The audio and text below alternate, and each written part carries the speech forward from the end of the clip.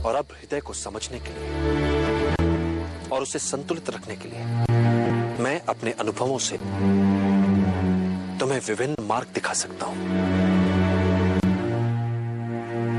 तुम्हें इस समय जिस पीड़ा का अनुभव हो रहा है वो किसी भी तरह से विशिष्ट नहीं है, किंतु तुम्हें लगता है कि तुम्हारे हृदय में झंझावत चल रहा है। वैसी पीड़ा का अनुभव आज तक विश्व में किसी ने किया ही नहीं होगा, किंतु ये एक साधारण सा आकर्षण मात्र है। एक पुरुष का एक स्त्री के लिए आकर्षण। यदि इस आकर्षण और इस आकर्षण के प्रभावों को काबू ना किया गया तो इसके भयंकर दुष्परिणाम हो सकते हैं।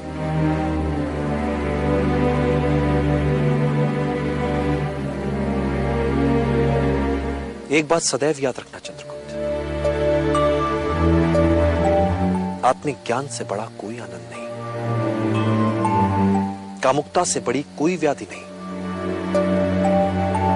और शारीरिक आकर्षण से बड़ा कोई शत्रु नहीं। क्या आचार्य, एक स्त्री और पुरुष का मिलन कोई बुरी बात होती है? कदापि नहीं। एक साधारण व्यक्ति के लिए यह सामान्य होगा,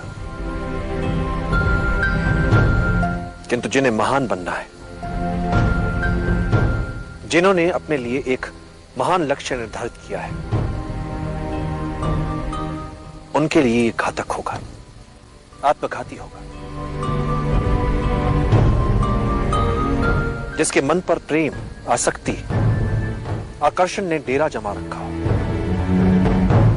वो व्यक्ति अपनी सत्ता और शक्ति का निष्पक्ष रूप से निष्पादन करने में असमर्थ हो जाता है। फिर वो अपने ही पूर्वस्व की छाया भर रह जाता है। वो सदैव असुरक्षा की कुंठा से पीड़ित रहता है। ये सब किसी किसान, किसी व्यापारी, किसी पदाति सैनिक के लिए सामान्य हो सकता है, किंतु जिसने अखंड भारत के सम्राट बनने का लक्ष्य निर्धारित किया हो, उसके लिए प्रेम, आसक्ति, कामुकता उसके पतन का कारण होती है।